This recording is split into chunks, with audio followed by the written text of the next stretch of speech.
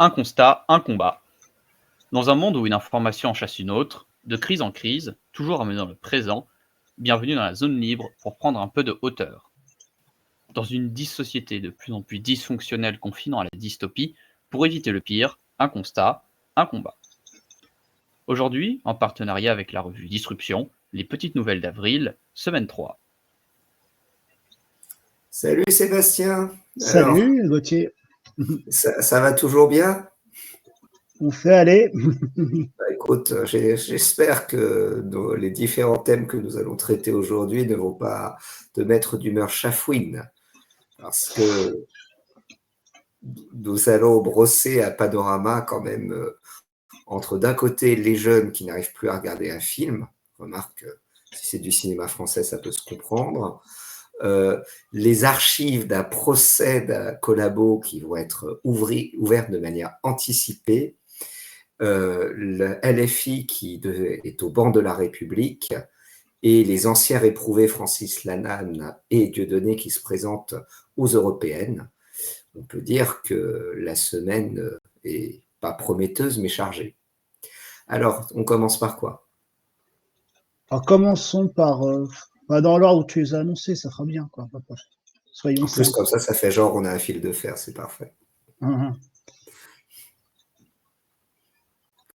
Alors, donc, du coup, les écrans. À une époque, une émission culte, Les Guignols, disait toujours « Bonjour, vous regardez l'ancêtre de la télévision, l'ancêtre d'Internet, pardon, la télévision ».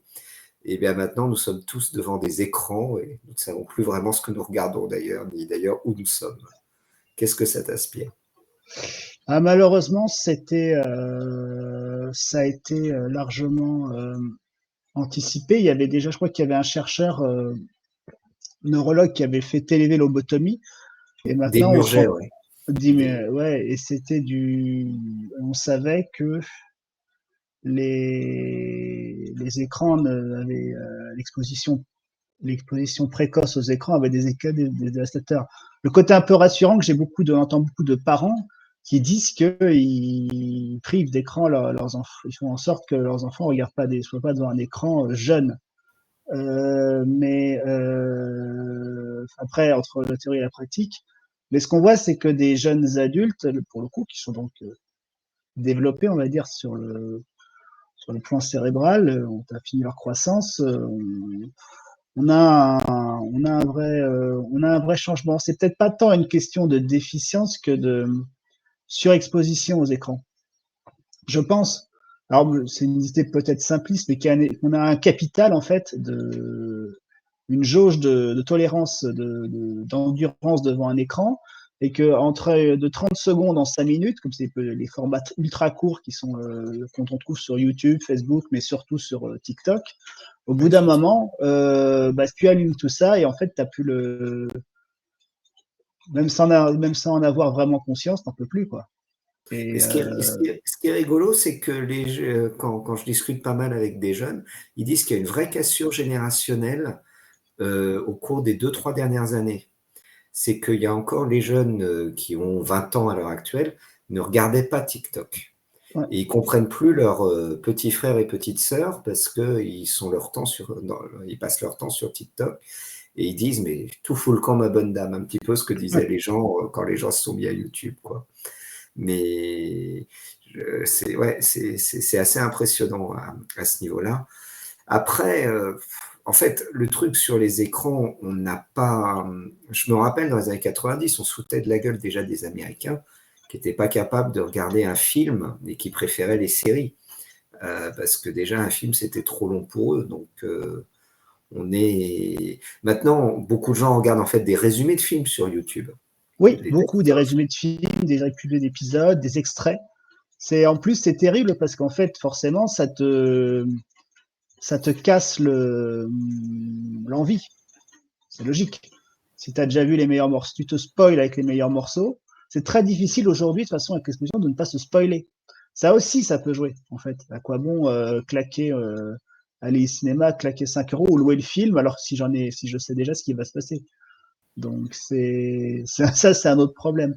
Donc, je pense, en fait, que pas simple que que la cause n'est pas seulement une déficience que, comme peuvent le laisser entendre. C'est vrai que les jeunes seraient congénitalement devenus déficients à force de trop regarder les écrans. Je pense que tout simplement, il doit y avoir des causes assez multifactorielles.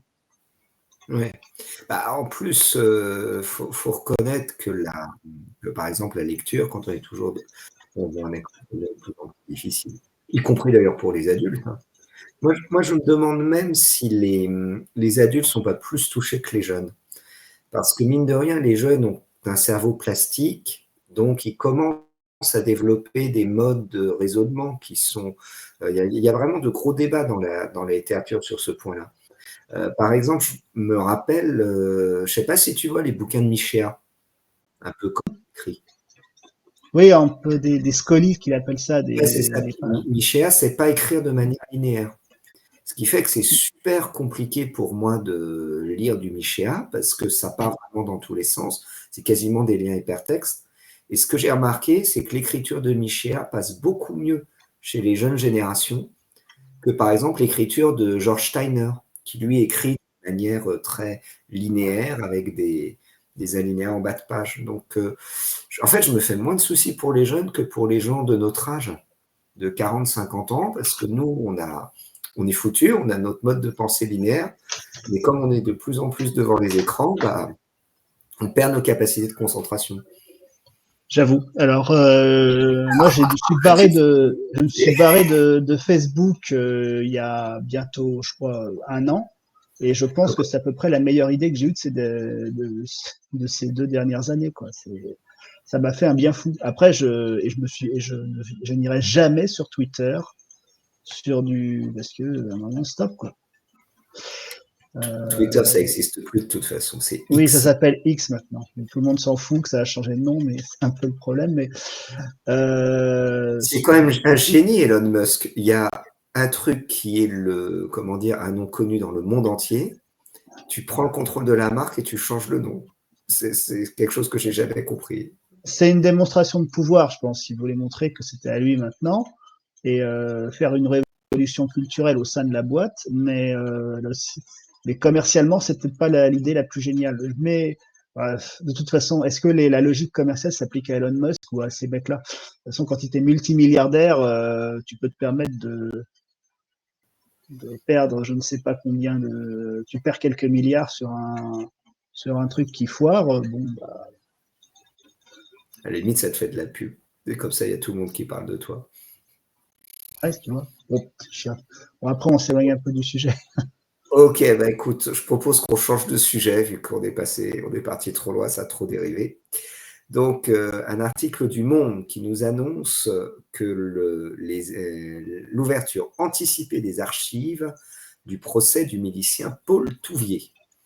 Alors, Paul Touvier, pour situer un petit peu qui c'était, donc c'est un milicien, collaborateur des Allemands pendant la Seconde Guerre mondiale, qui s'est illustré dans plusieurs massacres, notamment le massacre de Rieux-le-Pape, et qui, après, comme il a été condamné à mort à la Libération, eh bien, a décidé de se réfugier dans des monastères, ce qui lui a permis d'échapper. Amen. Ça lui a permis d'échapper pendant très longtemps à la justice des hommes. Sur la justice de Dieu, nous ne nous prononcerons évidemment pas. Mais il a une vie de fou, en fait, Paul Touvier, parce que c'est dingue tout ce que tu peux faire en passant la moitié de ta vie dans des monastères. Il a même été l'assistant de Jacques Brel. Je ne sais pas si tu le sais. Non, ça je ne savais pas. À une époque, sortant du monastère, c'est sans doute les chants grégoriens qui lui avaient formé l'oreille. Et donc, bon, évidemment, il s'est fait choper en 71, mais là, le président Georges Pompidou l'a gracié. Parce que, voilà, Georges Pompidou avait certainement pas d'autres choses meilleures à faire. Mais, donc, du coup, il repart en cavale. Enfin, c'est un truc qu'on pourrait faire un film avec des exposés hollywoodiens sur la vie de Paul Touvier. Sauf que c'est le méchant qui serait le héros. Marc, ça fonctionnerait peut-être de nos jours avec les woke qui adorent insister sur la souffrance des gens auxquels on ne s'attend pas. Et donc finalement, certes, alors Oui, avec c'est l'anti-héros. L'anti-héros est devenu une meute puis les Sopranos, mais je pense Qui a des limites. qu'un ancien milicien chasseur de juifs, je pense que je pense que ça, je pense que Ah, celle-là, ça tu sais, passerait les pas. woke aux États-Unis, depuis le 7 octobre, ils prennent un mauvais tournant. Hein.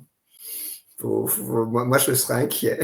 Je serais inquiet sur ce qu'on pourra voir dans 30-40 ans. On n'a pas Je idée. dis pas qu'il y aura pas des Rive-Rock. Après, je pense pas que ça se vende, en fait. Honnêtement, Paul Touvier en anti-héros, non, ça marchera pas. Bon, bah, tant mieux, parce que Et c'est franchement, pas plus mal d'ailleurs, parce que c'était quand même un personnage qui, quand même, moralement, mort malgré tout son temps passé à l'église, ne me paraît pas être très intéressant. Mais finalement, bah, il s'est fait rattraper par la justice des hommes en 94 ou 96, je ne me rappelle plus. Et là, il y a eu un procès. Et donc, il a été condamné. Et alors, c'est un procès qui est assez intéressant parce que, à force d'être dans les monastères, ben, ces crimes étaient prescrits. Donc, le brave Paul Touvier, théoriquement, il aurait dû s'en sortir en sentant, peut-être pas la rose, peut-être un peu, ou une rose ensanglantée, mais il n'aurait pas dû avoir de problème. Sauf que c'était un personnage qui avait commis des actes tellement abjects qu'il y a eu un refus de laisser béton, comme disent les jeunes des années 70. Et donc, il a été décidé, en fait, on a mis en exergue 7 juifs qu'il avait tués à Rieux-le-Pape, parce que l'avantage de ces morts, c'est qu'elles étaient imprescriptibles, du fait que ça s'intégrait au crime contre l'humanité. Et c'est à partir du procès Touvier qu'il y a, comment dire, un changement du centre de gravité, où on va de plus en plus mettre en avant, d'ailleurs souvent contre l'avis de la communauté juive, la question des massacres de juifs pendant la Seconde Guerre mondiale, parce que c'est un moyen de prolonger la possibilité de traîner les gens devant les tribunaux. Donc c'est un vrai tournant, le procès Touvier. Alors, moi, il y a quelque chose que je trouve assez étonnant, c'est que avant, on se réjouissait d'ouvrir les archives de temps de guerre. Maintenant, on se réjouit que les archives de procès des temps de guerre soient ouvertes. Ça me semble montrer qu'il y a une sorte de décalage de la société, qu'on est de plus en plus, en fait, on s'intéresse aux choses de manière plus médiatique que de manière réellement historique. Enfin, je sais pas, c'est un truc que je trouve un peu bizarre comme démarche d'ouvrir, anticiper les archives d'un procès, qui est un procès qui a lieu en plus très longtemps après les faits. Je sais pas, toi, ce que ça t'inspire. j'avoue que moi non plus, je ne vois pas vraiment l'objet, sauf si on en est sauf si d'un point de vue historique, le sujet s'est déplacé de l'étude à si les années 90 sont devenus un sujet historique. Bon, je ne sais pas. C'est une décision de justice, de politique, ou c'est la magistrature C'est le qui prend ce gouvernement. choix? Ah, mais Ah oui, le gouvernement, en ce moment, je ne sais pas ce qui leur prend, parce qu'au début, du règne d'Emmanuel Macron, les historiens se plaignaient qu'on leur avait compliqué l'accès aux archives, notamment sur la guerre d'Algérie. Et puis là, depuis, je sais pas, 2 ans, il y a peut-être Brigitte qui s'est intéressée à autre chose que l'archéologie. Et donc, là, brutalement, ils ouvrent les archives. Sur la guerre d'Algérie, au cours des 2 dernières années, ils ont pas mal ouvertes, alors toujours avec bien sûr des limites. Et donc, on sent que Macron veut, je sais pas, se donner une. Est-ce que c'est lié aussi à sa volonté d'utiliser la résistance pour réarmer moralement les Français contre la menace russe et le changement climatique? alors là, il y a une vraie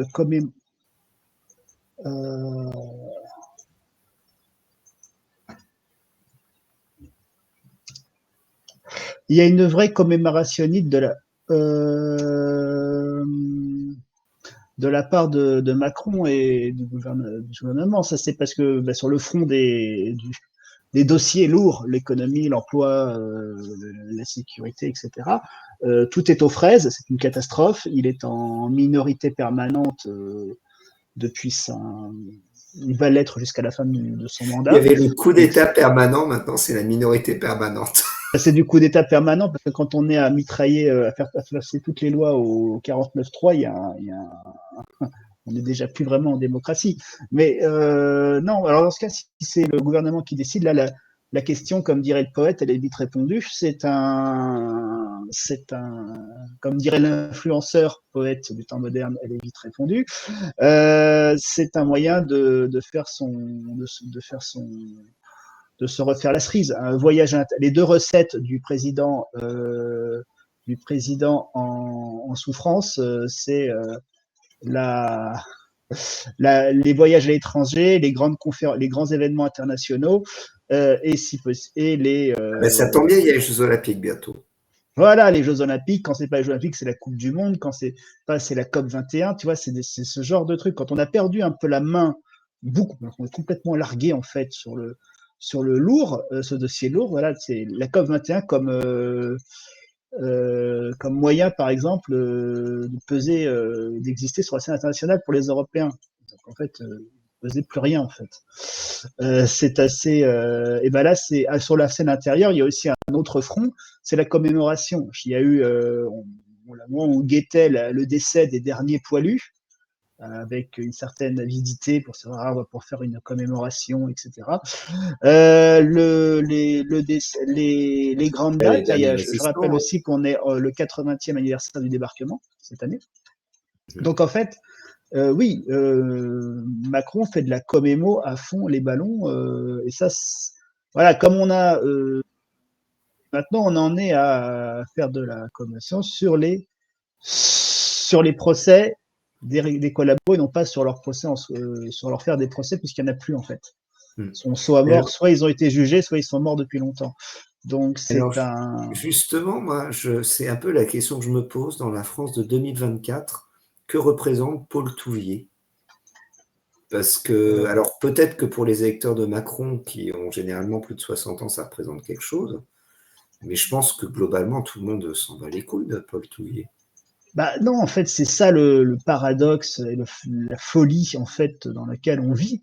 C'est-à-dire on nous fait on a un gouvernement qui fait de la commémoration à tout va, mais en même temps, les jeunes générations sont devenues étrangères à leur propre histoire, parce que les cours d'histoire ont été massacrés. Donc, moi, disons que après, au sortir du collège-lycée, je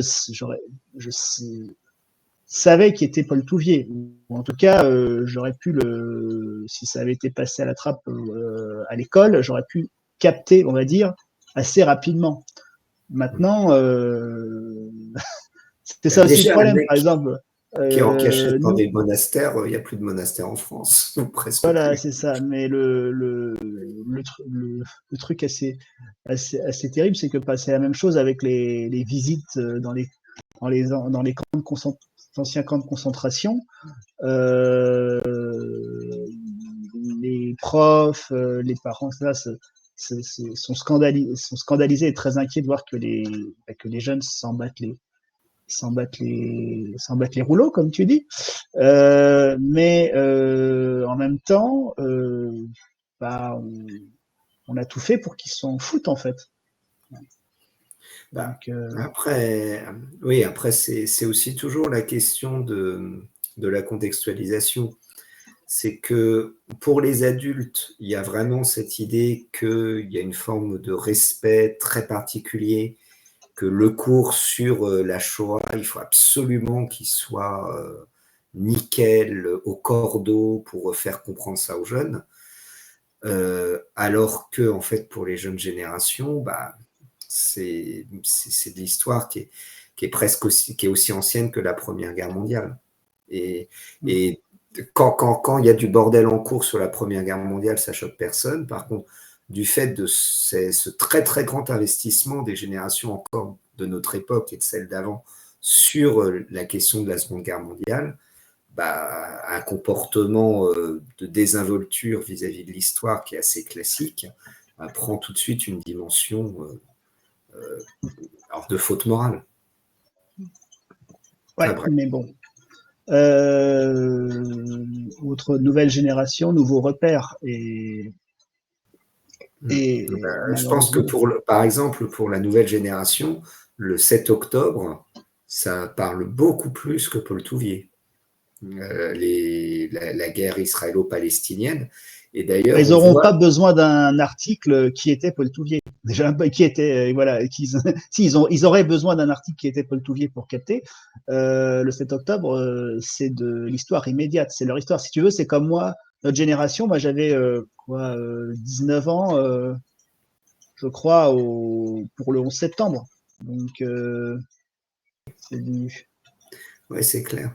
c'était donc ça a été plutôt ça a été un événement qui a marqué ma génération. Aujourd'hui, pour eux, je pense que le 11 septembre, ils s'en foutent royalement. C'est vrai que ça fait même plusieurs générations, en fait plusieurs, on va dire peut-être une décennie que le 11 septembre commence à être lointain pour eux. Oui, maintenant tout le monde s'en fout, très Oui. franchement. Nous, il n'y avait pas, nous sommes tous américains, etc. Maintenant, bon. D'un autre côté, quand je repense à cet Va éditorial, expliquer ça maintenant, tu te américain, rends compte, quand j'avais ton âge, un mode vieux, c'est-à-dire un mec nous étions américains. on s'est dit, on était tous américains, on dit, ah, Là, ils te ok. répondront, nous aussi, on est déjà américains. On a Netflix, on a Spotify, enfin, on s'est suédois, mais on s'est compris.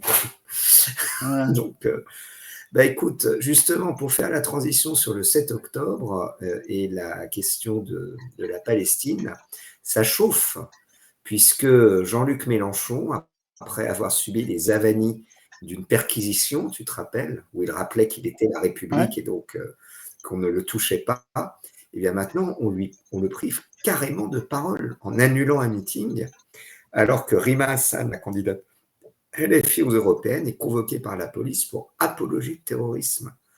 Donc, ça ne rigole pas. Qu'est-ce que Le front, il y a toujours un barrage républicain, mais sauf que c'est maintenant, c'est la LFI qui est considérée comme le parti infréquentable.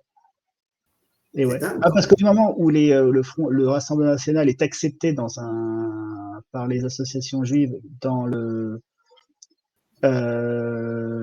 cortège qui a suivi, qui ont été organisés après le 7 octobre, on peut considérer que ça a été on n'en a pas beaucoup parlé, je trouve, mais c'est une immense victoire pour ce parti. A contrario, la LFI va payer le fait d'avoir défilé avec des associations fréristes. Donc là-dessus, il y a un vrai. C'est Un retournement, mais il y a eu, en fait, la première fois où il y a eu ce phénomène, c'est avec Jeremy Corbyn en Angleterre. oui, ça aussi, ça a été du pain béni pour les conservateurs parce que dans ce mesure, quand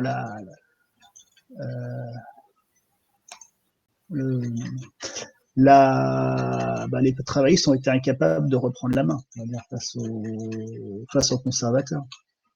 Ouais. Ouais, La base était littéralement tranchée en deux, quoi, entre les. Le fait est que pour des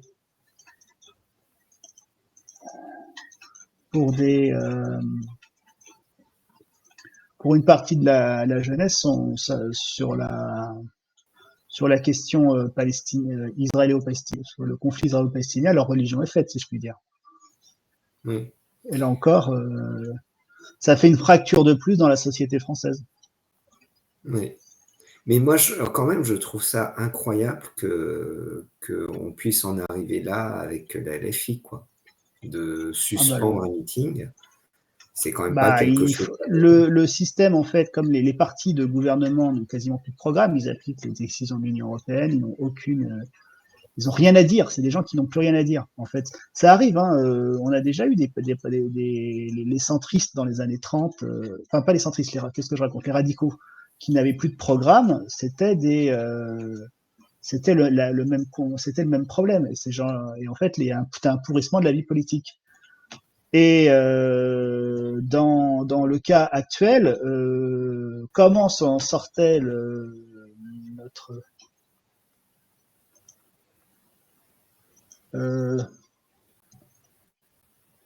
notre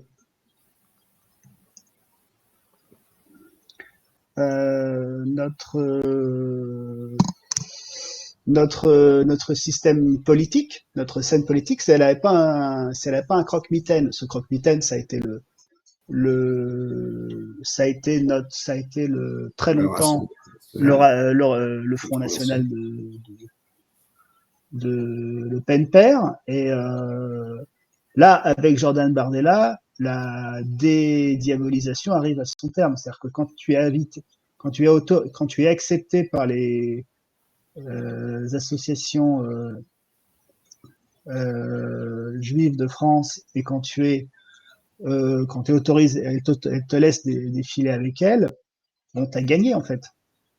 La stratégie donc qui consiste à dire en toute candeur, et on en aurait parlé la semaine dernière si on n'avait pas eu un incident technique, c'est que la stratégie du Front National de dédiabolisation passe aussi par une banalisation et faire de la politique politicienne très concrète. Là où les candidats frontistes et les élus frontistes étaient des fantômes, des gens qui étaient assez peu présents, sauf à quelques endroits, quelques fiefs, maintenant ils sont partout. Donc, et en prenant comme ils maîtrisent pas les dossiers, ils vont font de l'écoute. C'est la bonne vieille permanence, on appelle, etc. Toujours disponible, toujours là dans chaque événement local, etc. Bon, petit à petit, ce parti, pour l'instant, on verra ce que ça donne aux européennes, mais est parti pour devenir le parti de droite classique à la place des républicains. C'est pas encore gagné, hein, faut pas. Oui, mais ça en prend quand même une bonne direction. Mais c'est quand même bien parti pour. Pour l'instant, ça marche. Après, ce parti va connaître une concurrence féroce aux européennes, puisque c'est la dernière information que nous allons traiter, l'émergence d'une liste Dieudonné-Francis Lalanne. Alors là, ça ne rigole plus. Non, ça rigole plus. Je pense que non, c'est encore mieux. C'est-à-dire que ça va faire un réceptacle à une frange la plus conspie. Mais je pense que là, pour le coup, si ça fait 2%, c'est le maximum. Et encore, il faut se rappeler que Dieudonné s'est déjà présenté aux européennes. Oui, Lalanne aussi, d'ailleurs, il me semble. Il a été proche des. Il a déjà fait lui-même des tentatives de son côté. Mais à l'époque, alors j'avoue que je n'ai pas suivi le parcours sinueux de Dieudonné, mais à l'époque, il était sur une liste antisioniste, dont le programme était l'antisionisme, ce qui était quand même assez bizarre pour des élections européennes, j'avais toujours trouvé ça. Mais là, maintenant, si j'ai bien compris, il a présenté ses excuses pour ses différents errements, et donc, et maintenant, il fait une liste avec Francis Lalanne. Donc, il va devoir à nouveau s'excuser très rapidement. Parce que Francis Lalanne, déjà, c'est une faute de goût artistique. Mais en plus, c'est quand même quelqu'un qui est borderline, mais du mauvais côté de la frontière. Oui, c'est un personnage tout à fait particulier. Ça, il n'y a pas de doute là-dessus.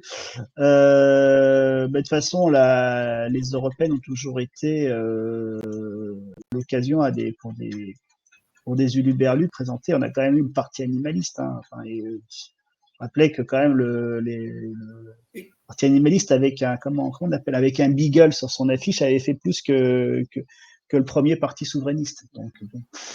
Ouais, mais ça, de l'autre côté, à vaincre sans péril, on triomphe sans gloire. Hein. Oui, c'est ça. Mais bon, c'est du PR pour pas les nommer. C'était l'UPR qui était arrivé en tête parmi les souverainistes. Je sais plus. Il me semble que. Enfin, je sais pas. Est-ce que tu comptes Dupont-Aignan comme un souverainiste vu qu'il est en. C'est un souverainiste au courant alternatif. C'est un coup il l'est, un coup il l'est pas. C'est pas pour moi. C'est un petit peu, tu sais, comme les Corses au bout d'un moment entre le FLNC Canal Historique, le FLNC Corse Vaincra. Je m'y perds. Non, mais bien sûr, c'est c'est quand même on est quand même dans le microcosmos là, petit peuple de l'herbe. C'est dommage parce que ils ont des choses à dire, mais. Ben oui, mais personne ne les écoute. C'est surtout qu'à chaque fois, d'ailleurs, à chaque fois qu'un représentant d'une liste souverainiste est passé devant un média donc un altermédia bienveillant à leur égard, c'est la question qui se pose, c'est pourquoi vous êtes pas, pourquoi vous êtes à 3 listes alors que en plein, alors que vous êtes d'accord sur à peu près tout, quoi. Et là, les réponses pour certaines sont parfois franchement décevantes, voire consternantes. En tout cas, Dieudonné et Lalanne montrent qu'on peut s'unir. Alors, pas forcément pour le meilleur, mais c'est déjà bien de s'unir. S'ils sont élus pour le pire, ils ont déjà fait la moitié du chemin. La partie la plus désagréable en plus. Voilà, mais je sais pas, toi, tu as suivi la carrière de Francis Lalanne. Je ne parle pas de musicalement parlant, parce que non, Dieu m'en préserve, mais non. Parce qu'il a fait des trucs de dingue, non, je crois. Des dingueries au moment des Gilets jaunes, au moment du Covid. Il avait eu des propos sympathiques pour les Gilets jaunes, pour les anti-Covid, ce qui en soi n'est pas un mal, mais le fait est que quelqu'un qui est quand même qui papillonne autre, voilà, c'est pas voilà quoi. Et allez, on est honnête. Tu vas suivre le score de quelle liste avec le plus d'attention? Le score du Rassemblement national, le score de l'UPR ou le score de Francis Lalanne et Dieudonné? je vais pas suivre une liste particulière. Non, mais je demande juste le score. Moi, j'ai de billes nulle part. Francis Lalanne. Je vois, tu vois, un truc, une sorte de vague, une vague souterraine qui va brutalement jaillir le jour des résultats et qui va faire que, je sais pas, 4%. Moi, je m'intéresse surtout à la fin, pas aux résultats tout de suite, mais un peu aux résultats raffinés pour voir territoire par territoire. Parce qu'on va pas se mentir, les thèmes européens, tout le monde s'en fout. Les européistes, la liste Macron. Il ne faut pas dire ça. La question, c'est la réélection de von der Leyen à la tête de la Commission. Ça intéresse oui, mais c'est pas leur thème. Leur thème, c'est l'Ukraine. Enfin, ils font pas meeting en disant von der Leyen va être élue, pas par vous parce que vous n'avez pas votre mot à dire, mais ce sera génial. Enfin, eux vont parler de l'Ukraine, les autres vont parler de leur bilan. Le Rassemblement national va parler du bilan catastrophique du gouvernement. J'ai cru à un moment que tu disais que le Rassemblement national a parlé de son bilan. Et là, j'étais en train de réfléchir à quel est-il. Non, mais tu vois que dans le paradoxe d'une élection européenne, c'est que le sujet, c'est jamais l'Europe. Donc, c'est pour ça et après, on s'étonne que, parce que soi-disant, parce que ça n'intéresse personne, et les scores et les participations sont toujours de plus en plus bas. Donc, c'est. En fait, on peut dire que les européistes ont la doctrine de Gambetta, tu sais. Quand ils disaient sur l'Alsace-Lorraine, ils pensaient toujours en parler jamais. C'est tellement le résumé de l'Union européenne dans la tête de nos politiques. Ouais. Ok. Bon, ben, écoute, Sébastien, on va suivre tout ça avec attention. On va voir s'il y aura une liste du parti animalier également qui pourrait faire la concurrence. Et ben, je te souhaite à la semaine prochaine. Ouais, à la semaine prochaine. À plus. Salut. À plus.